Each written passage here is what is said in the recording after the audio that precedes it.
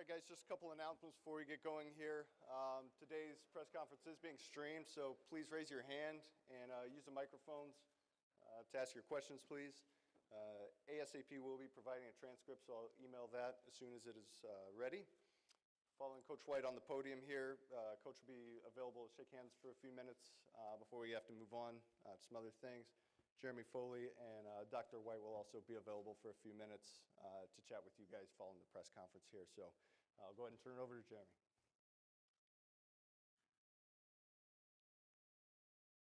Thank you, Denver. Thank you all for coming today. Appreciate it very, very much.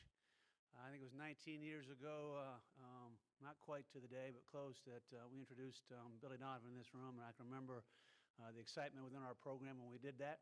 And I tell you right now, the excitement is exactly the same. Obviously, getting Mike White to join us has energized the entire department. You saw the press conference a week or so ago, the emotions and the sadness, and you know we've moved forward. Never moved out of our heart. Billy never will. But now the excitement about what's going on and what the future is going to hold is you can feel it throughout the whole program. We started the search, probably when Oklahoma City made the change. And we researched a lot of different people, and Mike's name just kept coming up aces every time. It's amazing to me that what he's accomplished. We love the fact that he coached in this league, played in this league. Love the fact he recruited the state of Florida. He's got 5 players on his Louisiana Tech team from the state. He's done an unbelievable job at Louisiana Tech, 101 wins in 4 years, including, I think, 27, 29, and 27 in the last 3 years, conference champions, coach of the year. He's a winner, and I think that's been evidenced throughout his entire career. That excited us. But most of all, as you've heard me say a countless number of times, is a fit for the University of Florida. Someone who comes in here and understands the value of a total program, understands the value of how we do things with character and integrity, and to say his name came to the list on that score would be an understatement. Absolutely amazing, his reputation in this profession. And then when we got in front of him last Thursday, we could see he was a fit. So he brings a lot of things to the table. And as I said, he's energized us internally, and I promise you Gator fans are going to embrace him. We're very, very excited to be introducing to you Mike White. Mike?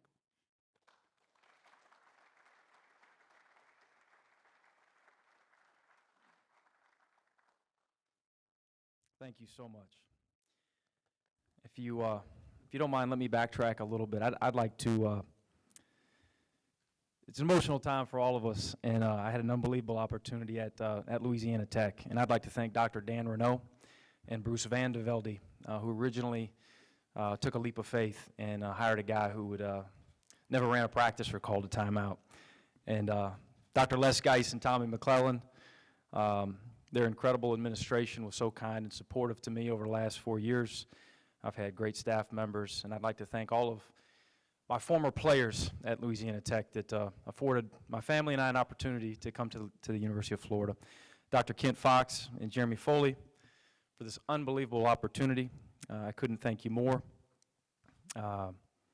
It's such a pleasure to join such a prestigious institution, a top 10 public university in this country, and the most Googled university in the world. I'll be using that one a lot. That's pretty cool. Also very fortunate to be a part of this athletic department, an athletic department that's won 34 national titles, including 16 in 8 different sports since 2006. An athletic department that's finished in the top 10 in the national all-sports rankings in each of the last 31 years. Absolutely amazing. By the way, we wish Tim Walton and the defending national champion softball team luck in the NCAA tournament this weekend. Lastly, very fortunate to inherit such a successful and proud Gator basketball program. A program that has won 3 of the last 5 SEC championships, won 2 national championships, has been to 5 Final Fours, has won 4 SEC tournament championships, and has produced 11 first-round draft picks. It's an absolute honor of mine to replace Billy Donovan, one of the best coaches in the history of this game. I have tremendous respect and admiration for the legacy that he leaves, and it's my charge to continue the momentum that he's maintained for an amazing 19 years. As committed as Dr. Fox and Jeremy Foley are to the academic and athletic excellence of this institution, I will be equally as committed to our Gator fans and family to maintain the national reputation of this program. In doing so, we will continue to recruit talented players with high character that best represent UF and develop them on the court, in the classroom, and in the community. We will continue to recruit nationally, but the state of Florida consistently produces some of the best talent in the country. So I'm eager to continue building relationships with coaches in our home state. I also very much look forward to connecting with former Gators, as I know how crucial they've been to all the success that Coach Donovan has had here. I'm extremely eager to work with, extremely eager to work with our current players. I've met most and have been really impressed with them as people, as young men. I'm anxious to be a part of their continued development. In closing, it's an amazing blessing and an honor to be here today. We were committed, my family and I, Kira and I, and our 5 kids, to staying at Louisiana Tech until something really special presented itself, and this is certainly special. The strength in the University of Florida brand name and an opportunity to work with Jeremy Foley, his staff, and its culture make this extra special. Looking forward to getting Kira and the kids down as soon as possible. We left the kids in Ruston with Kira. They're locked in the house with her, so they didn't ruin this press conference. And when they get down, we can't wait to entrench ourselves in what we hear is just an unbelievable community to live in Gainesville. I'd love to answer any questions if I could. First of all, welcome to Gainesville. Thank you. Kevin Brockway, Gainesville's son. You had opportunities last year, Tennessee, Missouri. What made this opportunity in particular kind of feel right for you? You know, Kevin, I've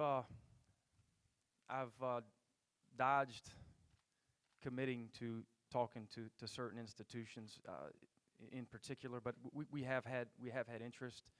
My wife and I, because of the success that we've had, and it's been flattering. We've been courted by some really good institutions and some really good athletic directors. Timing is of the essence, and we've had some family issues with adding to our family in the past that has always been a little bit of a factor. But the biggest factor, again, is just us being patient for the right one. And it's amazing how God works, you know, and how it's ended up where we're in a place that my wife and I have dreamed about being at a place like this for a long, long time. Us both being from Florida, her really growing up and living her entire life in Florida until college, and again with the opportunity to work with Jeremy and his staff. This is it's an amazing opportunity. A lot of people around college basketball have talked about your style being similar to Billy Donovan's in terms of wanting to get up and down tempo. Do you anticipate still there being a little bit of a transition, though, and how do you think maybe the players will be receptive to a little bit of that, and how maybe will you be different in some ways than Billy Donovan? Well, sure. Let me first say that anyone who's comparing us to Billy Donovan in any way, it's an absolute compliment. I'm not sure how much we play like Florida. I guess we'll find out a lot more about that in these coming months as we get a chance to go back and watch a lot of film. Just as Coach Donovan was entrenched into this team and the process for this team to make strides next year, so was I with Louisiana Tech here until a few days ago. So very, very new to all this. It'll be educational for me, you know, over this next time period to figure out what we have and how to best serve these student athletes and how to best play. John Zuper, New York Times. Dan Renault said when you took over the Louisiana Tech job that one of the first things you did was give him a book that had a 30-day plan. And I'm wondering if you did the same with Kent Fox or Jeremy Foley, and even if you didn't, what are some of the major things you want to accomplish within these next 30 days? I actually, as Jeremy and his staff left my house the other day, I handed them a packet with a first 100 days, a little bit different after gaining a little bit of experience at least over the last 4 years. Priority number one is really just getting to know these guys in the back of the room, starting to develop that relationship so I can best learn how to help them, and that's my charge more than anything as your basketball coach, is to figure out how to help them be as successful as possible. Obviously, we want to hit the ground running with recruiting, and then I'd like to get a chance to meet people on campus and figure this whole thing out a little bit. And what about putting together a staff? I know it's got to be important for you, and potentially bringing over some coaches that you had Right. at Louisiana Tech. I've got a terrific staff. It's one of the reasons I'm standing in front of you, and I have former staff members that moved on that I worked with Louisiana Tech as well, and 3 of them are here with me now.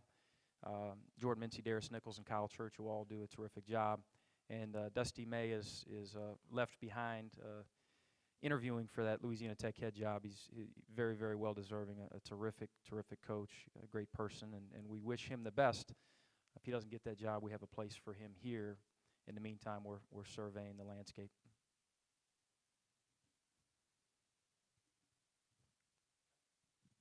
Yeah, can you just talk about any trepidation you might have had about following a guy like Billy and a guy who built such a legendary resume over 19 years? Didn't have any whatsoever at all, and that's one of the first questions that Jeremy asked me.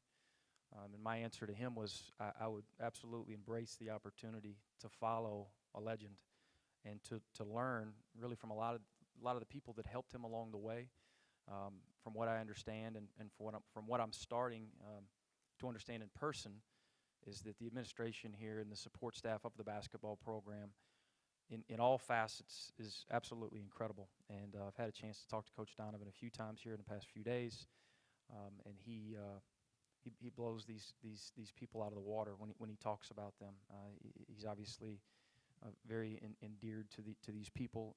We have a very, very talented group of administrators and support staff, and so I'm just anxious. I'm anxious to work with all of them, and again, it's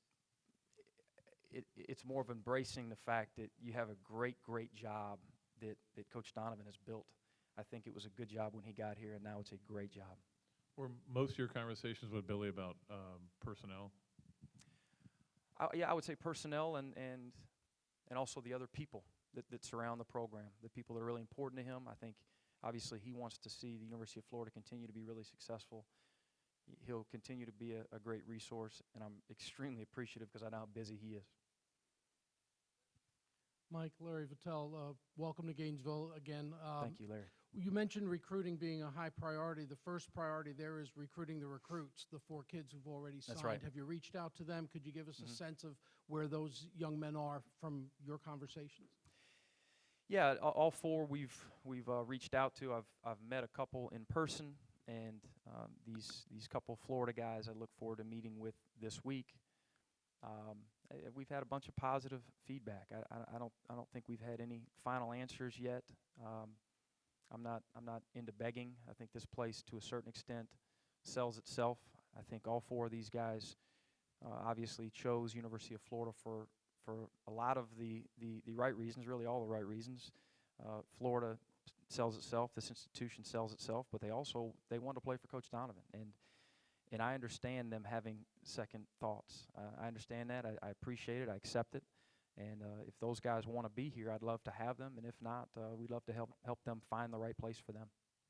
And what do you know about the roster you're inheriting? I know, I guess, a certain amount from just having a chance to talk to Coach Donovan again on the phone, and just going back, remembering 4 or 5 games that I was able to watch last year on the SEC Network.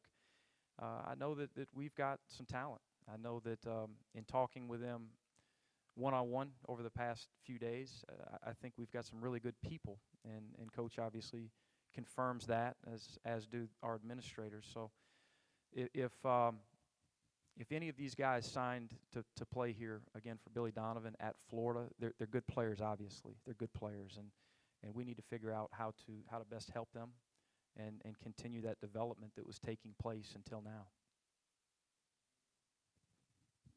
Is it Mike or Michael, first off? Either one, depends what type of mood you're in. Okay. Does what recruiting philosophy, you've signed a lot of guys from Florida, how important is it keeping the best guys from state? But also, what's your kind of scope? I mean, kind of from your experience. Sure.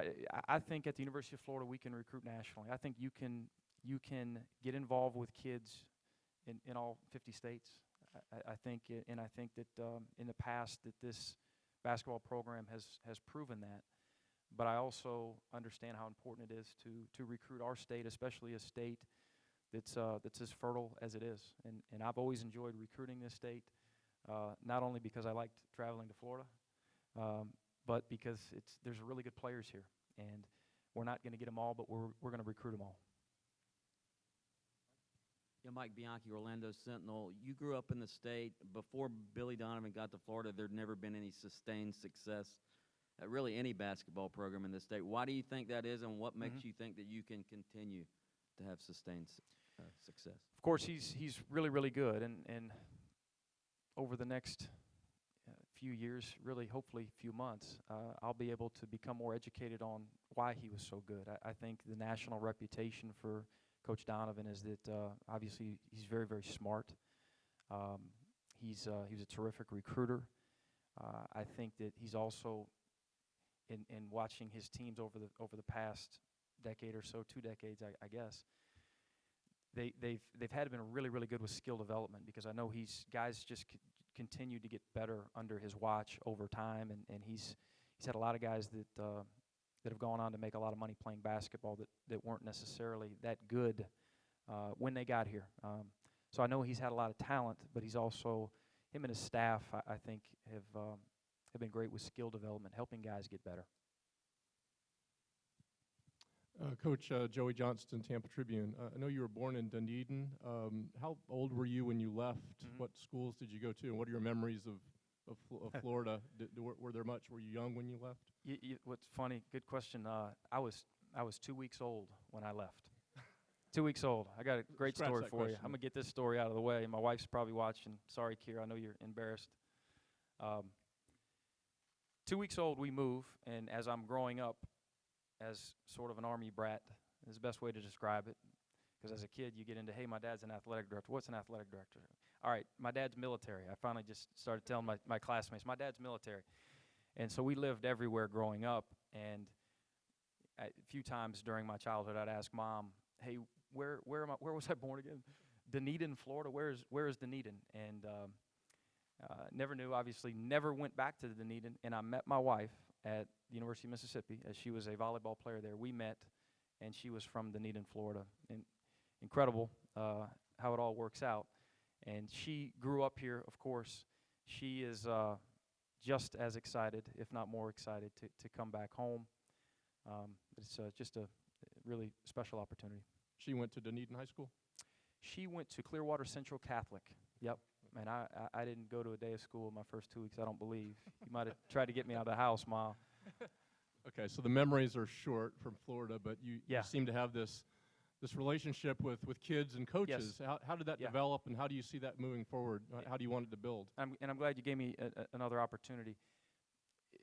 I was born here, really never lived here, but it's funny that our family has always found a way to come back. And I bet you out of the first 16, 18 summers as a kid growing up, we found our way, our extended family, whether it's my mom's brothers and sisters or my dad's brothers and sisters. Somehow we would find ourselves in Florida just about every year. And my parents actually bought a place on the East Coast about 10 years ago, and it's become where all of us, and it's a big family. There's about 100 of us on the beach over there on the East Coast. So we've always been drawn here. My twin boys, who are 5 years old, were sick when I told them that we were moving, that we weren't any longer going to be Bulldogs. I told them this the other day. And Jeremy had left some Gator hats, and they loved the Gator hats. And they were sporting them around the house, but they didn't like that we weren't going to be Bulldogs. But when I said we were moving to Florida, they turned quickly. They turned quickly, especially when we talked about the beach, and we talked about grandparents, and we talked about Mickey. And they were sold. They're ready to be down here immediately. I'm not sure that they're ready to be Gators yet. We still have to convert them, but everyone in the family is excited about living in Florida without question. And your relationship with the coaches and kids here, how do you develop it, and how do you see it building? How do you want it to develop?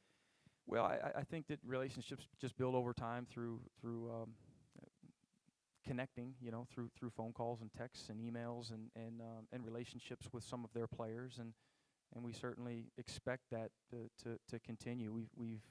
I've been able to coach both at Ole Miss and at Louisiana Tech Florida kids that have been very, very successful. This is obviously a different conference. It's a different level, but we hope to tap into some of those relationships and continue to build more. Welcome to Gainesville, Coach. Thank you. SEC has brought in some great coaches this offseason, Ben Howland, Avery Johnson, just to name a few. How excited are you to go up against guys like that? It's really exciting. I mean, it's a terrific league. It's always been a terrific league in all sports, but basketball's made a jump, and really basketball in the SEC made a jump last season with the additional teams in the NCAA tournament, and really a couple others that were right there on the bubble. So it's a league that continues to build its basketball brand, and I'm excited to be a part of it. Coach, with a family that's all in administration, was there a time that you considered going that route? What was it about coaching that kind of made you go away from the family business? My dad tried to talk me out of coaching early on, but it really it's as a lot of coaches will tell you, it's not work to me. It's a passion. It's been a lifelong passion. I love the game. I love being around it, and to be paid for what we do it's like stealing.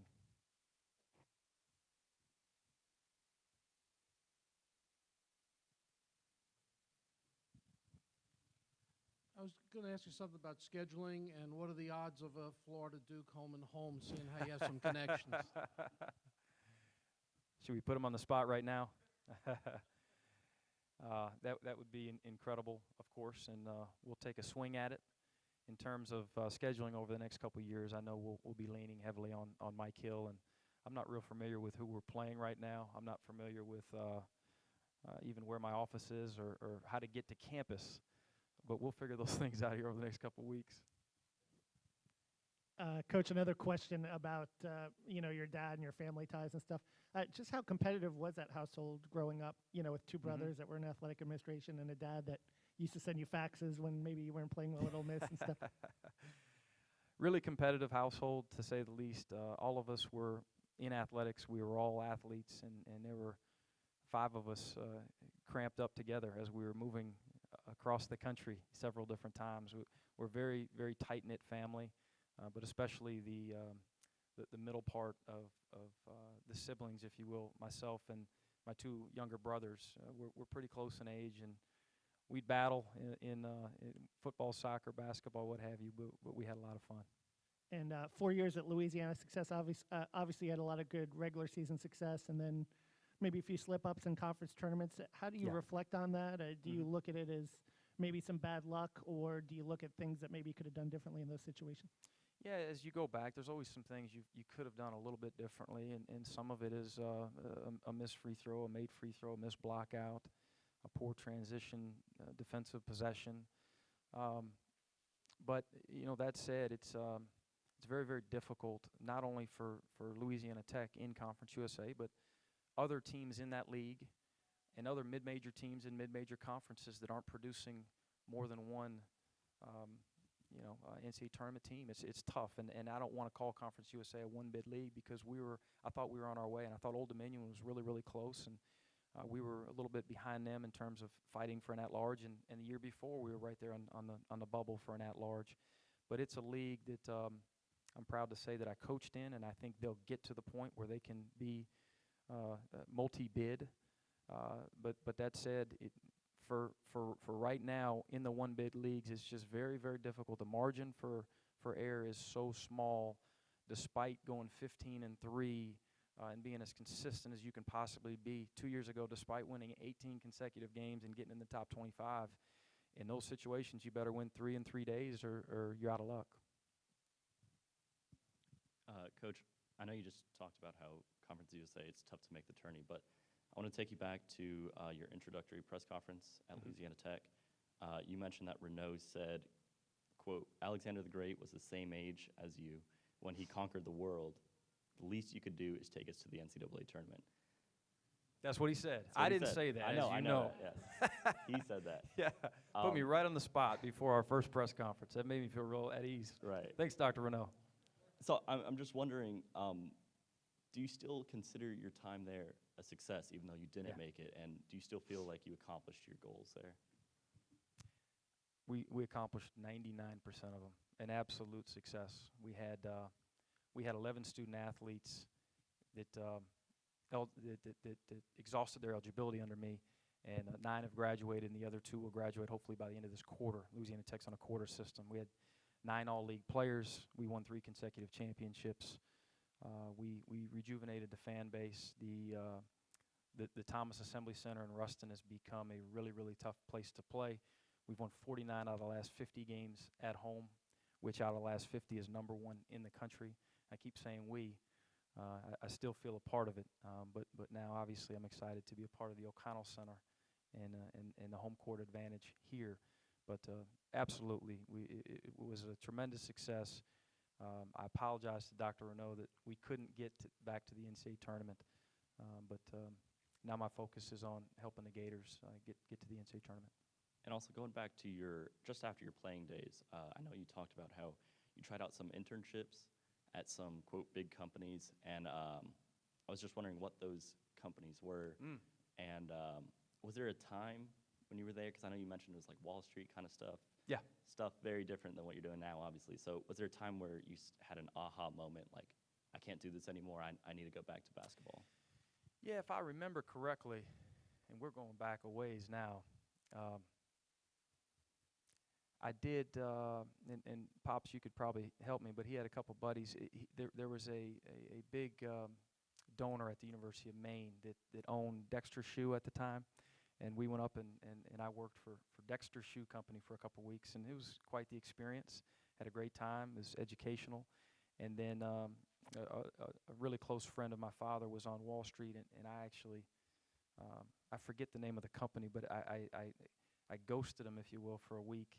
And this was probably, I don't know, 19 years old, half of a lifetime ago. But those were great opportunities, but those opportunities also taught me what we talked about earlier, that basketball is my passion, and it's what I wanted to do for a living if I could. So technically, were you a shoe salesman for 2 weeks, or?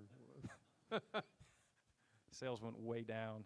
I don't know what the heck I was doing. I was just in people's way, really, but they were gracious to give me the opportunity. My apologies. I'm Gene Fournette from the Times-Union Jacksonville. My question to you is, what do you consider a fair expectation for Florida basketball right out of the gate? Yeah, I'm not sure I can answer that question. I'm sorry. I think that's for everyone else to decide. Yeah, I guess what I'm most focused on is just getting better every day, being really competitive, doing our job, helping these guys in the back of the room develop their skills and represent this university the way it deserves to be represented. We're going to play hard. We're going to play fast, to a certain extent. We've got to figure out what's in this roster's best interest. And off the floor, we're going to do the things we're supposed to do. We're going to act like men, and we're going to represent this athletic department as well. Thomas Goldkamp, 24/7 Sports. I'm curious, what was kind of your calling card as a player? Probably more than anything, fouling. I was a really good fouler. I know Jeremy stood up here, was it a week ago today, Jeremy? And you said you were looking for a coach who played about 53 games in the NBA, right?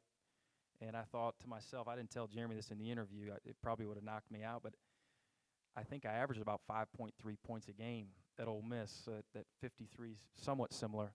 Probably about 5.3 fouls a game too, but they only called 3 or 4. I played hard. I played for a guy named Rob Evans, who I love dearly, who's outside of my parents is probably my biggest mentor, who really built Ole Miss from absolute scratch. When I got there in 1995, I say when I and my better teammates got there together, we had 0 at-large bids in the history of the school, and we earned 3 straight. Coach Evans did it the right way, did it with great kids, and we defended and we rebounded, and we found ways to win close games. And he was a great evaluator as well. So what I did was just try to stay on the floor by not turning the ball over again, and get that ball to the right guys, to Ansu Cisse and Keith Carter and Jason Smith and Jozon Darby and those guys. In fact, Jozon, it was either a buzzer beater or it was really late in the game at a win at Florida is a memory that I have playing down here. I can't remember what year it was. I need to look it up, but we had a great group. And then I guess, is there anything more that you can kind of draw from that now that you're going to be coaching in this league? Oh, probably more than anything in coaching in this league would be the relationships you have with the recruiting base, more than anything. Scouting is scouting, and coaches and programs and players have all changed. There's been turnover through the years, but I guess the pride of being in the SEC you have to have, obviously, to compete against some of the best coaches and best players in the country. But my experience here will probably, hopefully, we will benefit more along the recruiting lines as much as anything else. I'm sorry to bring up potentially a bad memory from your playing career, but were you on the court when Bryce Drew hit a shot? Oh, wow. I accept your apology. I was not. I had front row seats. I'd probably made a couple dumb plays, and I was on the bench.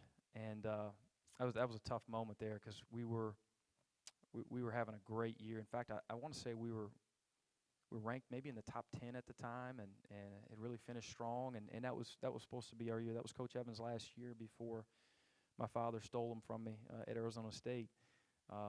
Just a tough memory, but I wasn't happy for Bryce at the time, but I still am happy for him. What a great guy. When I see him on the road at some of these recruiting events or Final Fours, coaching conventions, I always say, I still hate you, Bryce, but you're a heck of a guy.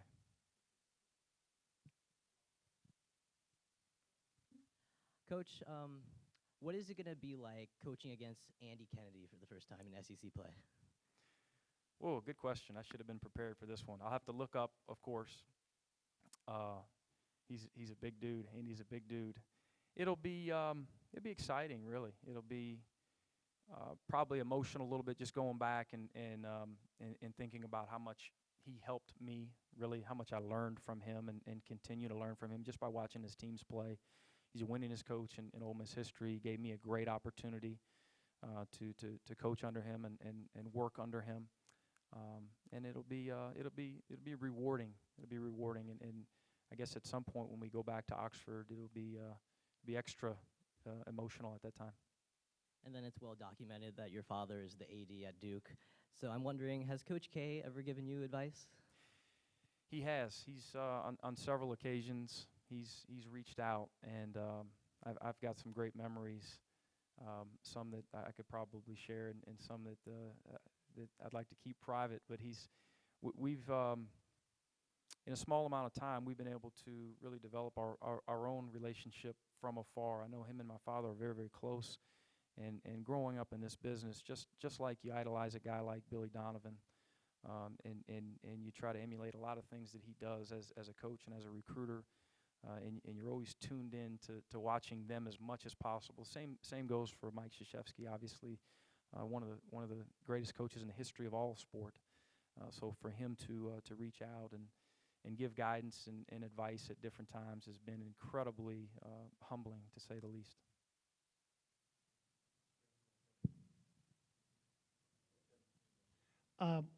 Coach, being a former point guard, what's your philosophy on point guards? Do you look at them as facilitators or scorers, and how hard are you on them? I would say I'm a little bit harder on point guards than the other four spots on the floor, a little bit more demanding. I'd like them to take more of a leadership role than anyone else, at least vocally during the game. I think leaders can be different in different ways. I also know how crucial it is to have really good point guard play, and I've been around really good ones. I played with some good ones. And then over the last, ever since I've been in coaching, I don't know how, y'all would know better than I. It's been a blur this week. I think I've been coaching about 15 years or so. and I would say just about every year we've had an all-league point guard. I don't know what the stat is on that. In the last 4 years, obviously, I've had a special point guard in Speedy Smith. I hope he's watching. Owe him a lot of things. He was an incredible player, incredible leader for us. He's a guy that I think should be drafted next month. It's not up to me, though, but I think he can play in the NBA, and a guy from Boca Ciega in St. Pete right down the road. But point guards are very, very important to the success of your program, and I look forward to working with ours for sure.